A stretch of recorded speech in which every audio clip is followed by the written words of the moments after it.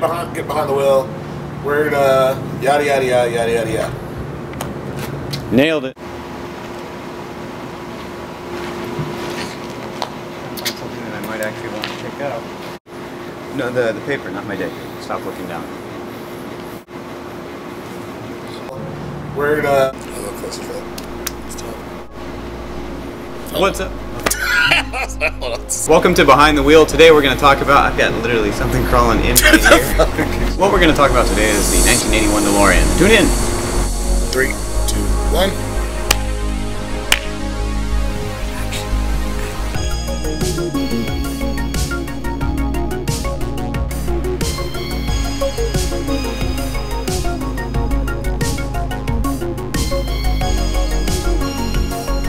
Today we're going to go over a few quick little tips to help you keep your DeLorean running. I've had this thing for roughly about 3 years, and there are a lot of little, I don't know, quirks would be a good way of putting it. All the little funky stuff that you try to read about, you're fixing, like the hot start issue, my air conditioner isn't working, the window's not going up and down, oh, my temperature gauge isn't reading properly, little stuff like that. And today we're going to show you how to fix it. So hopefully this will make things easier than having to read through 92 threads on a blog somewhere. Can't you take it to a shop?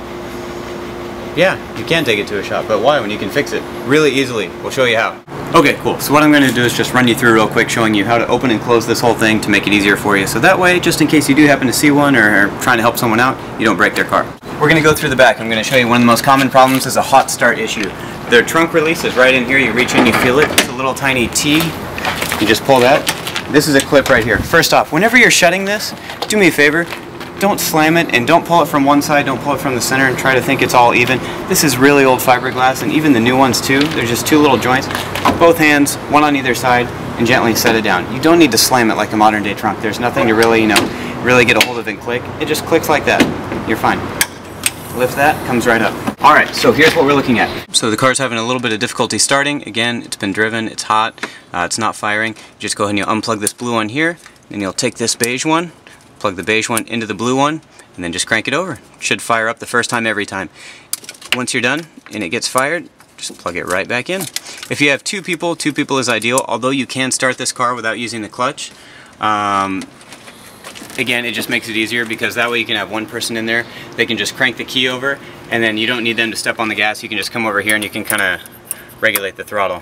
So that way you can kind of get it up, keep the RPMs going, make sure it's going to stay running. It doesn't just turn over and then die on you.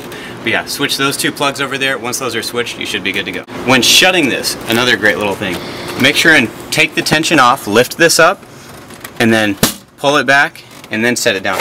Too many times people will come in here and they'll try to shut this. If you do that, most of the time you're going to break something in here along the hinges. And you do that, set it down. Again, nice and easy. Do not slam anything on this car except the doors. There's really no reason to.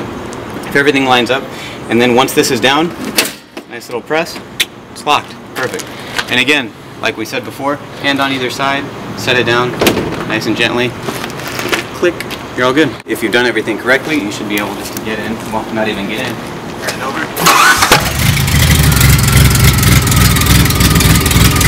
Makes it fire right up. Okay, next topic up for discussion. This one's another easy one. It happens more time than I'd like to admit for some reason. No idea why it does it. Even if you get something that's brand new, it's still going to happen.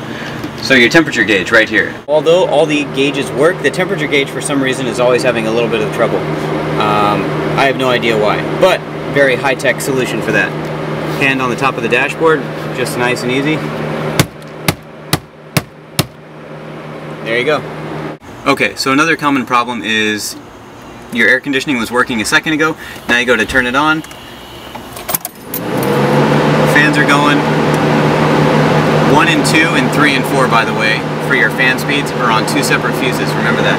The other thing is there's actually a plug, and I'll show you exactly where it is. If your air conditioning is not working, chances are if you had someone recently riding as a passenger, they probably kicked this out. So this little plug-in right here, there we go.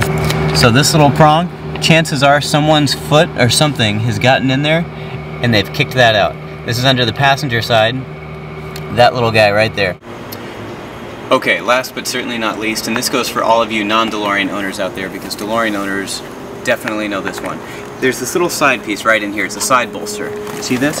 This is actually attached to the car itself on the inside. Unfortunately, mine actually has 2 little screws drilled in it. For all of you non-DeLorean owners, when someone's nice enough to let you sit in their car, you ride passenger, or even if you're lucky enough to drive one, whenever you're getting out, don't push on this, because what happens? That happens. People push on it and they rip it out, and it's really a pain in the ass to get it fixed. Unfortunately, I've been really nice and I let a lot of people ride in it or even drive it, and they've leaned on that whenever they're getting out and they've ripped it off. So, don't be that guy or girl. That's pretty much it for the DeLorean. Hopefully this was helpful. Again, be courteous whenever you're around anybody's car, especially when it's not your own. Especially at car shows. Especially at car shows. If you have any zippers or chains or anything, or girls with purses. Even, purses are a big one, belt buckles. But yeah, the main thing is jackets with zippers, things like that. Bedazzled pants. And I don't know why, if you are at a car show and you see a DeLorean, don't tap on it. I don't know what you're trying to find out by doing that. Actually, I think the more important thing is if it's a stainless steel DeLorean, don't touch it because you'll leave fingerprints. That's even more thing. Yeah, I'm a big fan of having this one painted, and everyone's like, oh, why would you paint it? First off, I bought it painted. Would I ever do it would I ever paint a stainless steel one? No, of course not. It looks too good in stainless. But having this one for 3 years and having had a stainless one for another 3 years before, I actually like to paint it because nobody touches it. The stainless people always leave fingerprints everywhere. It's horrible. That's weird, isn't it? I have no idea why. It's the same reason why people tap on it. Why do you do these things? Don't tap on cars. Just don't touch them in general. There's no reason for it. Don't it's try not to yours. Just don't touch you know it's not yours. Don't try to pose and pretend it's yours. We all know it isn't. We're going to be coming to you with a lot more shows about little stuff like this, car comparisons, what's the latest and greatest coming out in the automotive industry in the world. Daily drivers, performance modifications. Oh yeah, daily driver. We're going to do a lot of performance mods, and we're going to do a lot of exotic stuff. And in-depth on features of products and how they're made. We're not going to focus all about that. We're going to go more towards exotics. Yeah. No, we're not. So, but imports. We're going to do a whole 26 episode cover on the Civic. We might actually. I love Hondas. They're a lot of fun. Damn it, you got one. I got 2 right now. 2 SIs. Well, I'll have to check. I don't know. They've probably been stolen since I've been shooting this. But anyway, guys, thank you for tuning in. This has been Behind the Wheel. I'm Barrett. That's Steve. And we'll see you next time.